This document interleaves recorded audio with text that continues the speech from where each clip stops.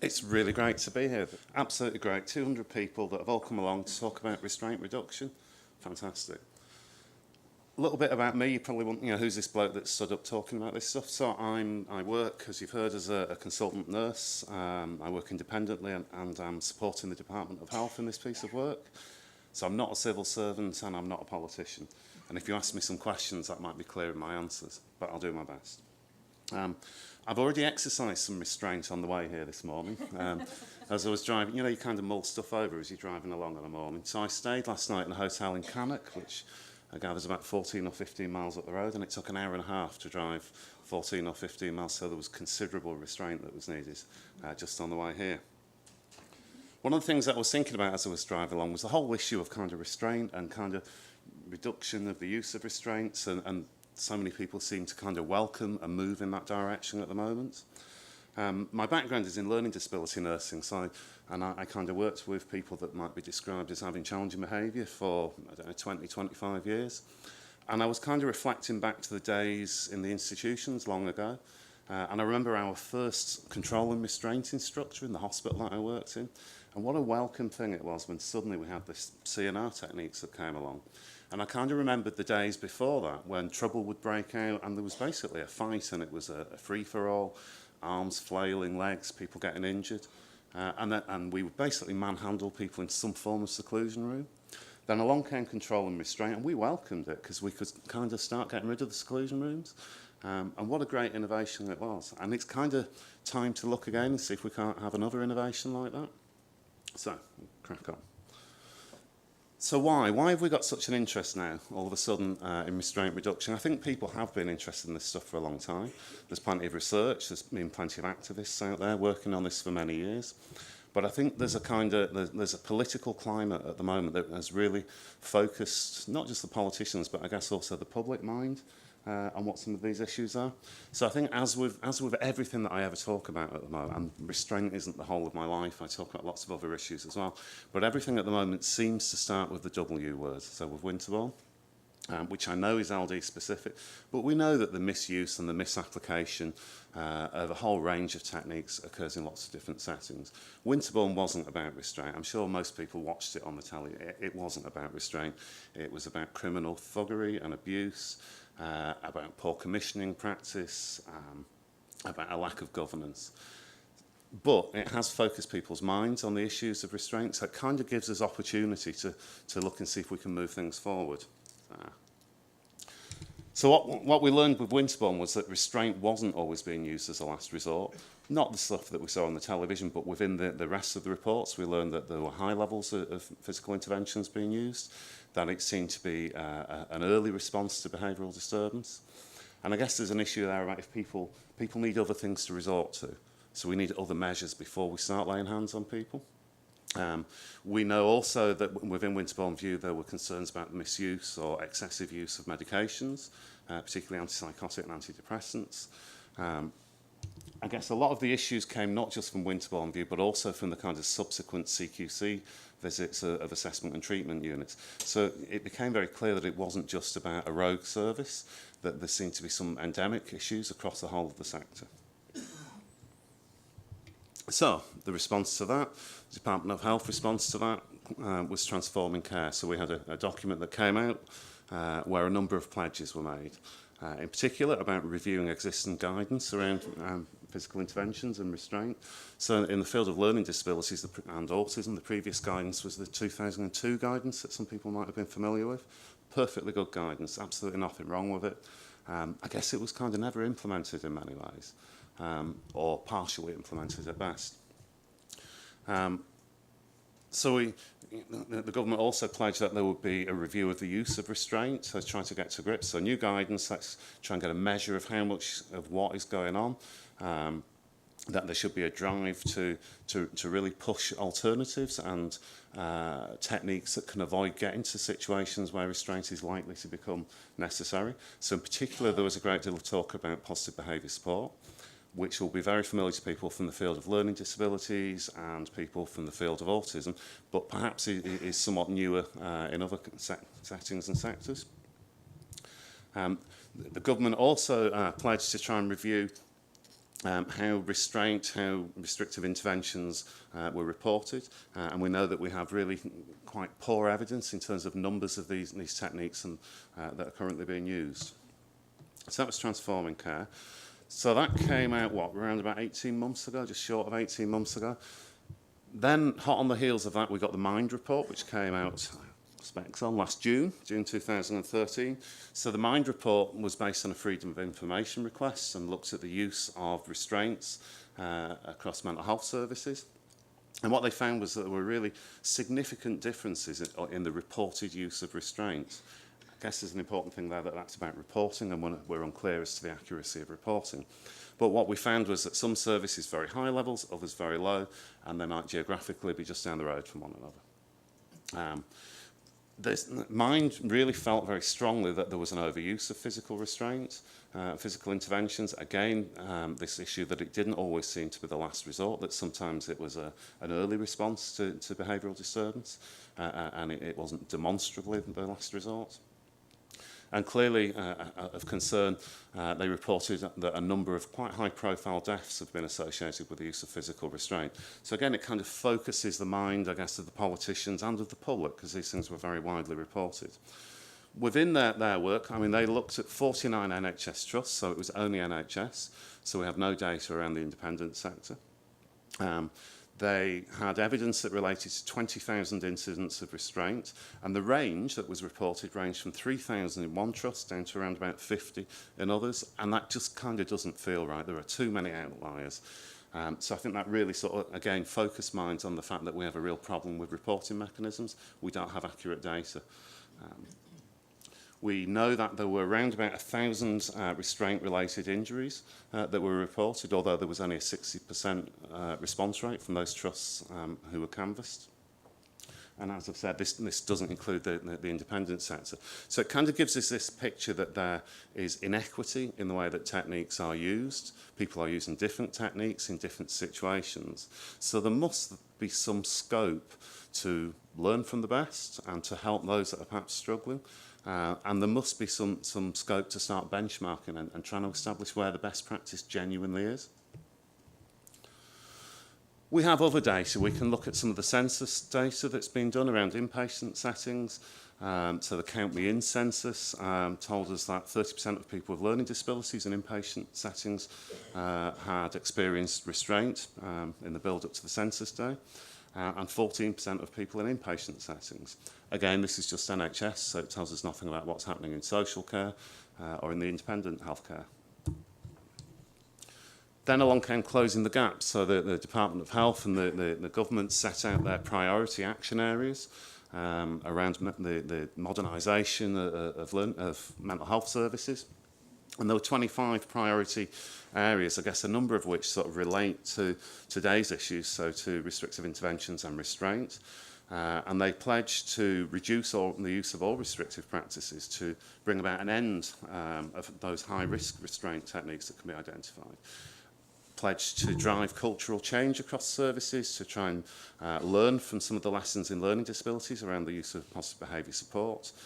It was recognised that additional training would be needed to really drive this agenda and to bring about genuine reductions in the use of restrictive interventions. That good information would be needed and information sharing, which is why days like this are so important. And that regulation would be needed. That those who regulate and commission services need to have some responsibility around monitoring the use of these things and their reduction. So we have this kind of growing policy climate that sets the scene for stuff to happen. The Crisis Care Concordat came out and identified issues around people with acute mental health problems and the way that they are responded to at times of crisis, recognised some of the things that I guess are high profile and reported rather regularly in the news at the moment. So people being taken to police cells, suffering harm whilst in police cells. So the Crisis Care Concordat came out and essentially pledges that a number of agencies will begin to work more collaboratively and to establish shared frameworks in order to better address those situations. So our current situation then, or at the start of this I've said UK situation, it's probably England, I probably shouldn't speak for the other UK countries. But what we know is that we have this large variation in the use of restrictive practices between hospitals and services, to the point where you can look at very similar wards dealing with very similar populations in the same hospital, and you'll find different rates of the use of seclusion, of restraint. So we have this inequity, so things are happening differently, and we need to understand the reasons for that. We have a sense that rates are unmonitored or poorly declared. There are national reporting mechanisms, but not everyone uses them properly. So we can't be absolutely certain how much of this stuff is going on, and clearly that needs to be addressed and will be a priority. There is a sense amongst people that work in the sector that there seems to have been a kind of creeping increase in the use of some of these practices. People tell me that if you wander around psychiatric wards and PQs and units of one type or another, that you seem to encounter more seclusion rooms. And there's just this sense, although we don't have objective data, but there seems to be a subjective sense that the use of these things is increasing at the moment, which is clearly of concern. That said, we have to recognise that we're probably in a better position than many other countries around the world. So there is good work that already goes on. I have to recognise that. There seems, when we look at the best of the research and the evidence that's available to us, there seems to be scope for us to achieve further reductions across all the use of all restrictive interventions and practices. That seems to be a realistic goal.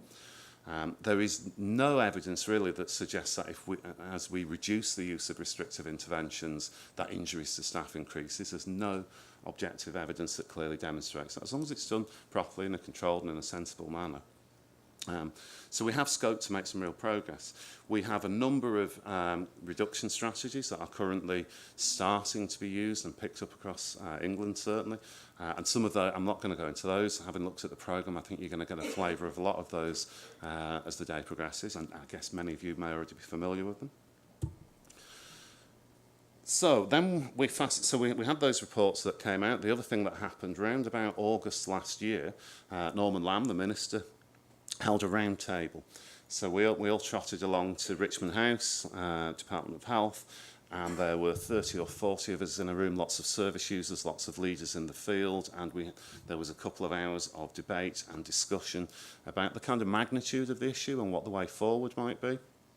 And there were a number of shared commitments that kind of came out of that round table event that really set the scene for what we now call Positive and Safe, this new initiative.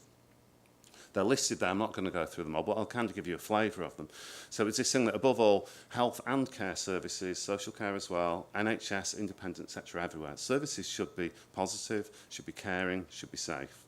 That we should be promoting therapeutic environments where there's a focus really on not getting into situations of conflict in the first place through appropriate therapeutic engagement, rather than merely focusing on, pardon me, on the reactive management when a crisis occurs. Clearly necessary, people should be treated with dignity and responded to in a safe and therapeutic way. There was this high-level statement that was made that restrictive practices have no place in a modern, compassionate health and social care service. That restraining the use of seclusion, excessive medication should only ever be used as a last resort. And as I've already mentioned, we had a series of reports that said that these things sometimes happen because they're necessary, but sometimes happen prematurely and are not demonstrably as a last resort. A few more commitments that emerged from that meeting. So really, there was an agreement that we should seek positive alternatives. PBS gets a mention again, as does the importance of effective de-escalation techniques. There are others. PBS is something which I'm familiar with from the world of learning disabilities, but there are absolutely others. So we need to start exploring and flagging it on learning across sectors and sharing.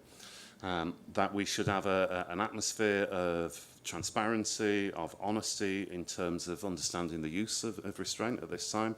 That, if our data is bedeviled by poor reporting, that we recognise that if we get the reporting right, we might actually learn that there are some frighteningly high levels of use of some of these techniques, but we need to get that accurate data, otherwise how do we know that we're reducing things?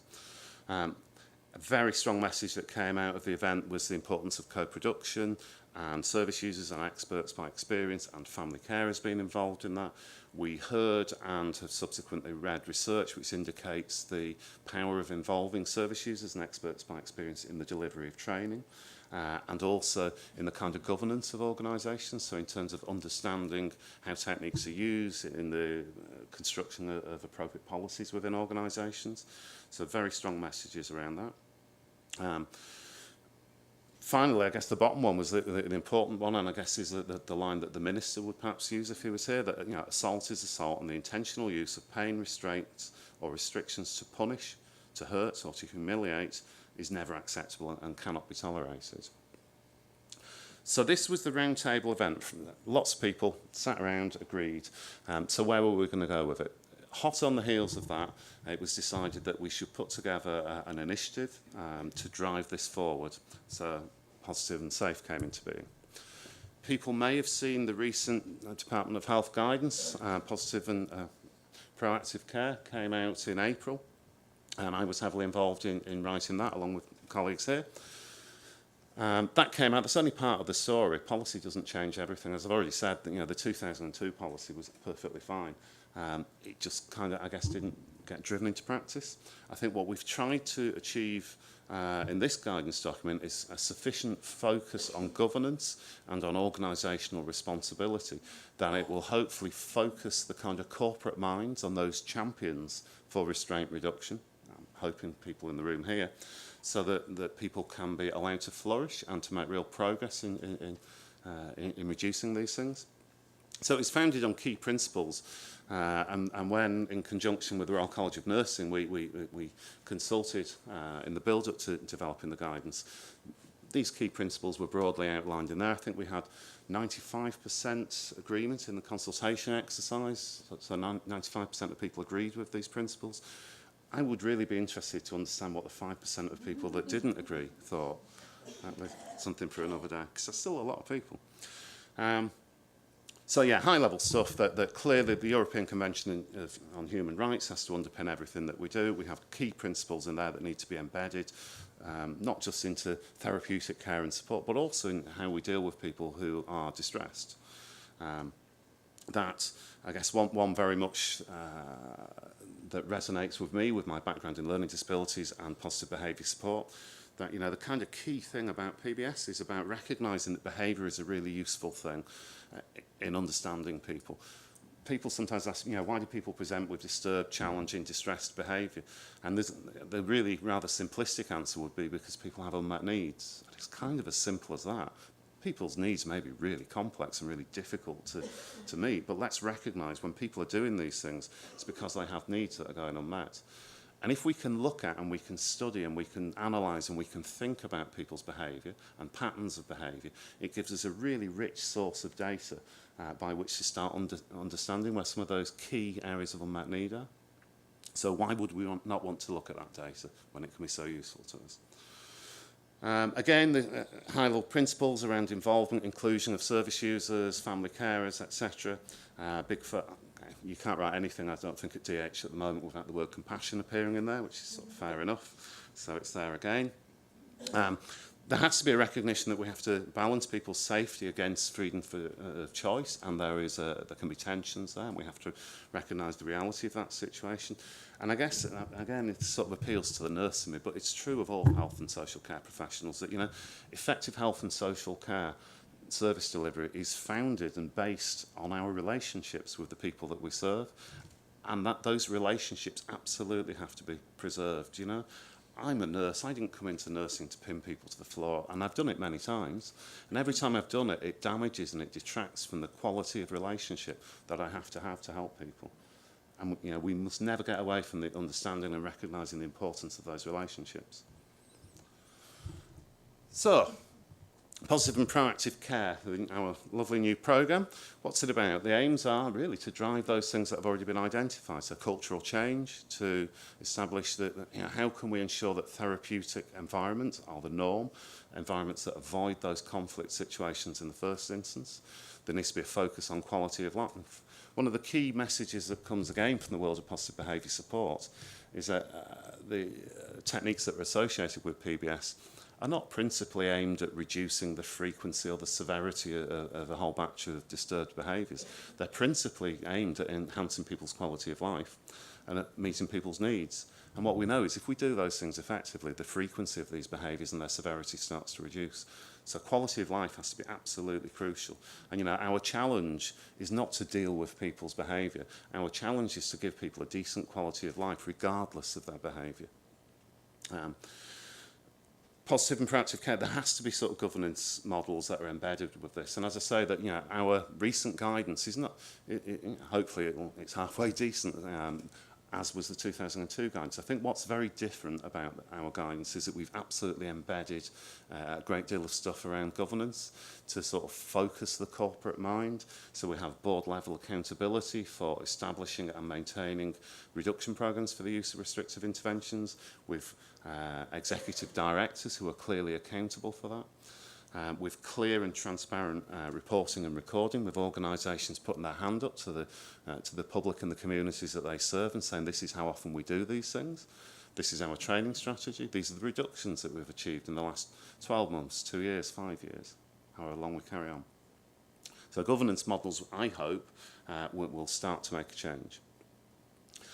We want to reduce reliance, obviously, on restrictive interventions. We want to make sure that we can learn, share and collaborate in terms of innovations in practice, which, again, is why networks like this are really fundamentally important and crucial. We want to, above all, ensure that restrictive interventions are used in a transparent way. When we do it, we tell people, we put our hand up to it. It's done in a legally stringent manner and a way that's ethically acceptable to those that use our services. So some key actions then that fell out of the guidance, key actions for organisations, we can probably break them down into 4 key areas. So we've got, in terms of improving care, there's a great emphasis and focus on individual support planning, including some of the tools and ways of thinking that come from positive behaviour support, and in particular behaviour support planning, which absolutely maps onto models that would be familiar to colleagues in mental health services and older people's services. The language might be slightly different, but I think conceptually, as a system of care planning, they're entirely compatible.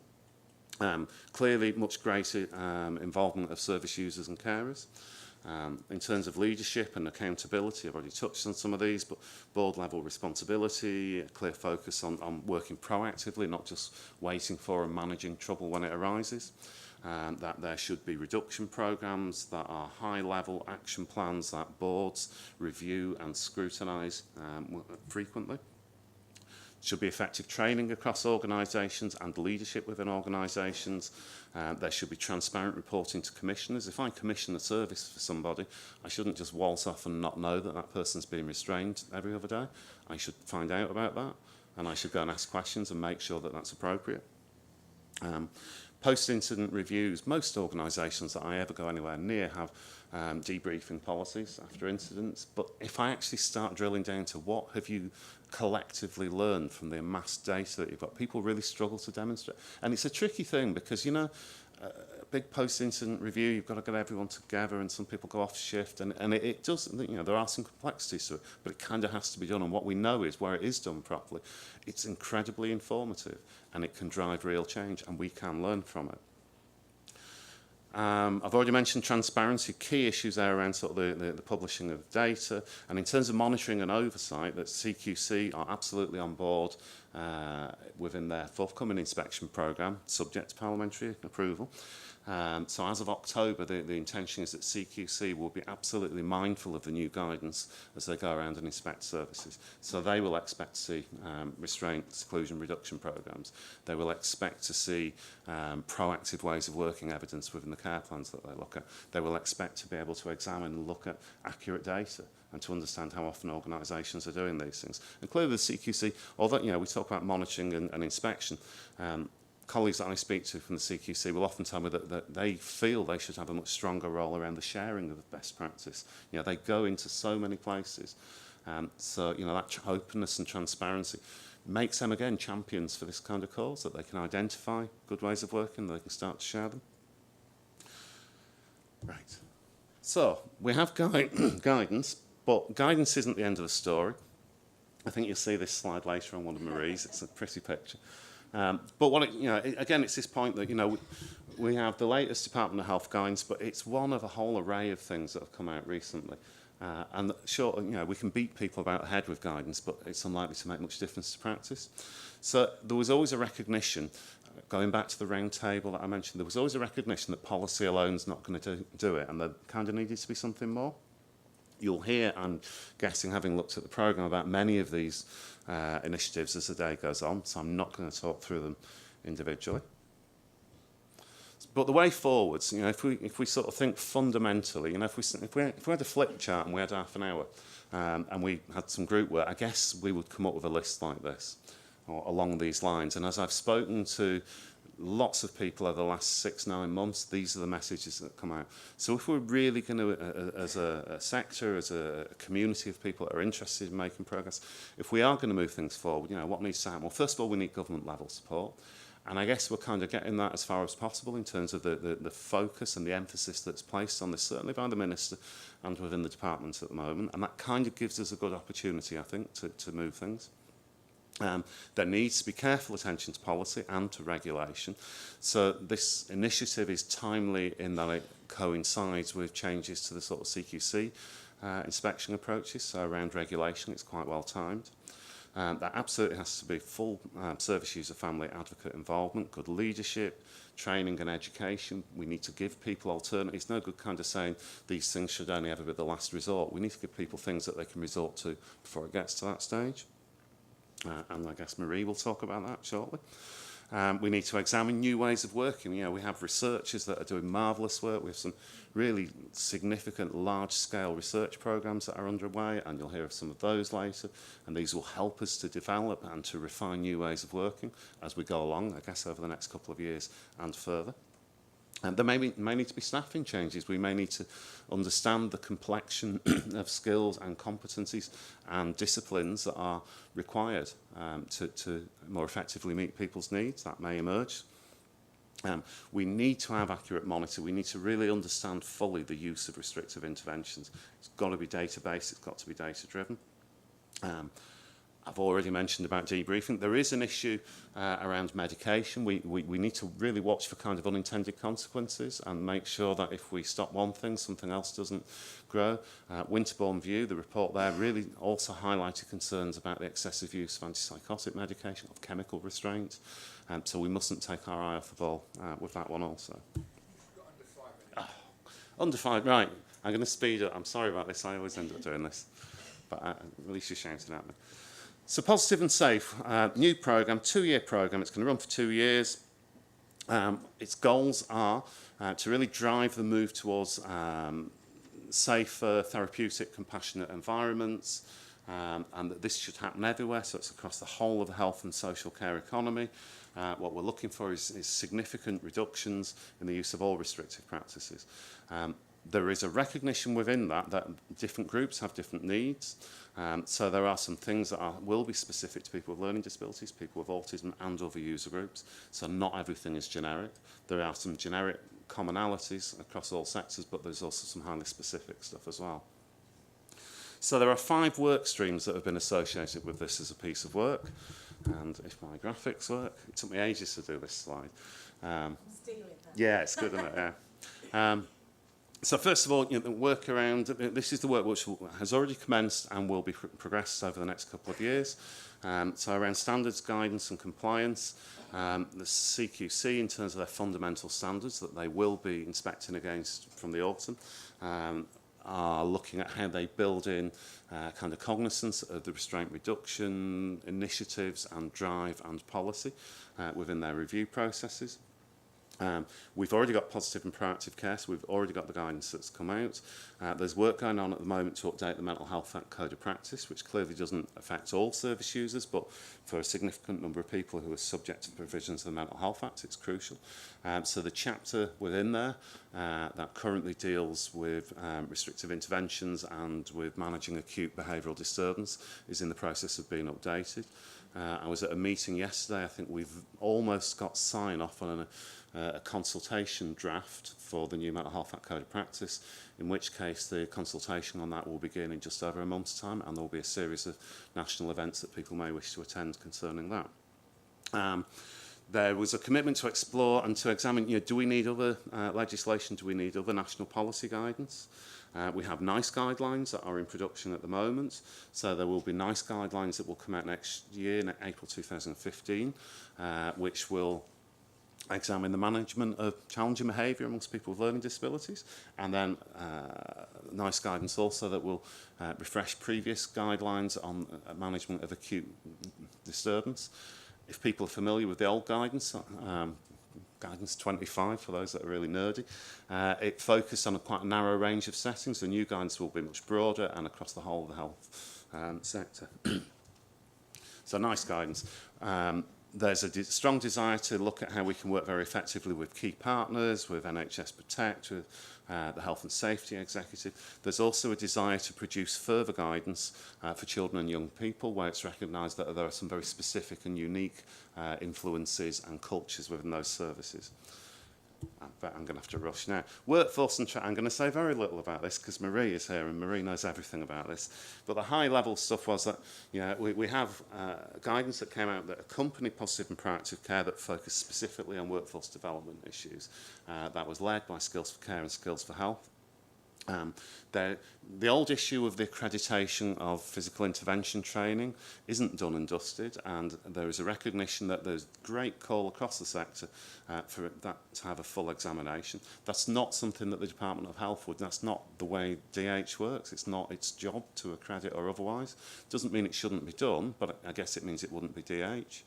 But I think we have to respond to the fact that there is this wide call for its consideration. All right, really quick then.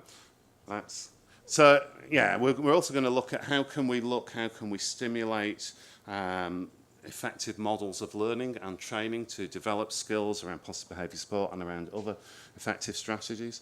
Are there e-learning opportunities, etc., things that can be made widely available?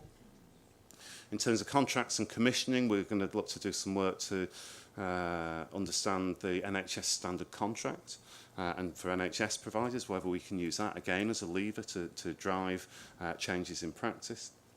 I'm going to pick a few of these randomly now. I do want to get to my final slide. In terms of communication, culture, leadership, what we want is to try and develop a network of champions. And I'm really hopeful that some of you guys will step forward, email me or colleagues, and will identify yourselves as champions to help lead some of this work over the coming years. We want to establish some form of web-based information exchange. We want to be able to share stories as people move from their current starting point to hopefully a much better place in a few years' time. Important work to be done there. I'm going to skip to my final slide. This is kind of my appeal to you guys. I think this is a really great programme. I think this network is really crucially important. I'm not going to stand here and give people lots of answers to all the dilemmas. I'll give you my thoughts, absolutely, and I can share the thoughts of all the people I've spoken with over recent months. But in terms of the issues for today, the questions, the challenges that I would lay before you are to think about these. How can we, and those who are not with us today, how can we work together and identify and agree actions that are required from here on in to really deliver some of these important outcomes? How can we coordinate? We all work for different organisations in different sectors. How do we coordinate amongst ourselves? How can we identify and secure, in difficult financial times, the relevant resources for our organisations and our service users to drive this forward? And then how best can we communicate the cultural changes that are ultimately the goal of the Positive and Safe programme? So that's my challenge for today. And anyone who starts to have some thinking and come up with some answers around that, please be one of our champions. Thank you very much.